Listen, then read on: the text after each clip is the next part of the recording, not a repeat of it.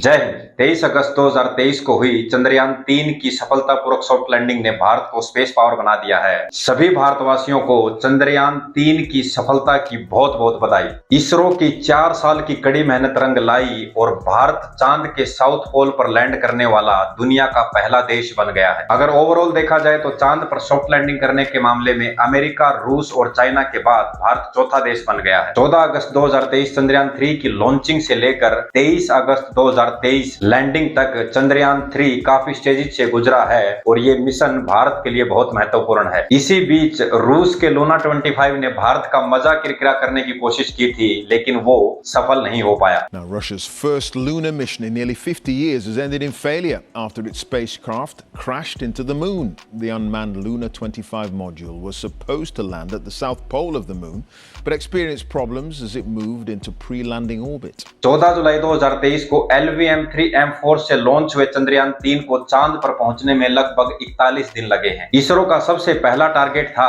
कि चंद्रयान 3 को वहां सेट करना जहां से चांद की दूरी सबसे कम है, जिसको पेरिजी भी बोलते हैं। इस प्रक्रिया में इसरो को लगभग 11 दिन लगे और 25 जुलाई 2023 को चंद्रयान की 5वीं ऑर्बिट मैन्यूवर बढ़ाई गई, जिसके बाद वो पेरिजी में सेट हो गया। चंद्रयान 3 1 अगस्त की रात 12 से 1 बजे के बीच पृथ्वी की 5वीं ऑर्बिट से निकाला गया और उसको ट्रांस लूनर ट्रैजेक्टरी में डाला गया, यानी कि चांद की तरफ जाने वाले रास्ते पर डाला गया। इसके लिए चंद्रयान के 20 से 25 मिनट तक इंजन भी ऑन करने पड़े थे, जिनको बाद में बंद कर दिया गया था। फिर फाइनली 5 अगस्त को चंद्रयान 3 चांद की कक्षा में प्रवेश कर गया। जिस प्रकार पृथ्वी की ऑर्बिट के 5 मैन्यूवर हुए थे, उसी प्रकार चांद की ऑर्बिट के भी 5 मैन्यूवर करवाए गए और फाइनली 17 अगस्त को प्रोपल्शन मॉड्यूल को लैंडर मॉड्यूल से अलग कर दिया गया और इसके बाद प्रक्रिया शुरू हुई उसको स्लो डाउन करने की। धीरे धीरे चंद्रयान 3 को डीबूस्ट करके चांद की सतह के और भी नजदीक लाया गया। चंद्रयान 3 में 3 अलग अलग मॉड्यूल हैं। पहला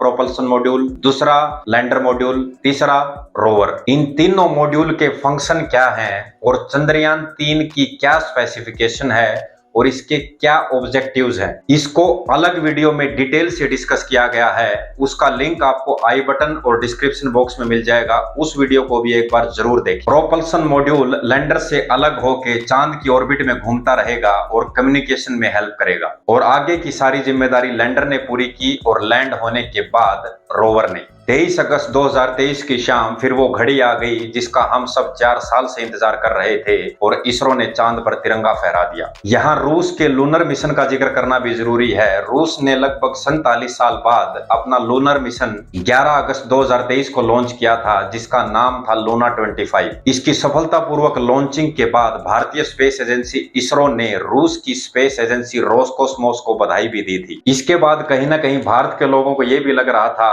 कि रूस बीच में कहां आ गया, क्योंकि साउथ पोल पर तो सबसे पहले हम जाने वाले थे। लूना 25 चंद्रयान 3 की तरह मून के साउथ पोल पर ही लैंड करने वाला था, लेकिन लैंडिंग से ठीक पहले वो क्रैश हो गया। जहां भारत को चांद पर पहुंचने में लगभग 41 दिन लगे हैं, वहीं रूस ने ये काम 9 से 10 दिन में पूरा कर लिया। ऐसा कैसे हुआ? जबकि चंद्रयान 3 को भारत के सबसे भारी लॉन्च व्हीकल LVM-3 रॉकेट से लॉन्च किया गया था, लेकिन फिर भी ये रॉकेट इतना सक्षम नहीं है कि डायरेक्ट चंद्रयान 3 को चंद्रयान के साउथ पोल पर ले जा सकता। लेकिन एक शक्तिशाली रॉकेट की कमी की भरपाई इसरो ग्रेविटेशनल फोर्स से करता है, यानी कि गुरुत्वाकर्षण बल। जहां इसरो को जरूरत पड़ी वहां चंद्रयान 3 के इंजन को ऑन कर दिया गया और जहां जरूरत पड़ी वहां ग्रेविटेशनल फोर्स की मदद ली गई। इसीलिए ये भारत का कॉस्ट इफेक्टिव मिशन भी है, क्योंकि अगर हम भी डायरेक्ट रॉकेट से चंद्रमा पर लैंड करते तो वो बहुत ज्यादा बजट वाला मिशन होता। इसरो ने इस टेक्निक का प्रयोग मंगलयान में भी किया था। भारत का अगला टारगेट रहेगा कि चंद्रमा को प्रैक्टिस ग्राउंड बनाया जाए और उसके बाद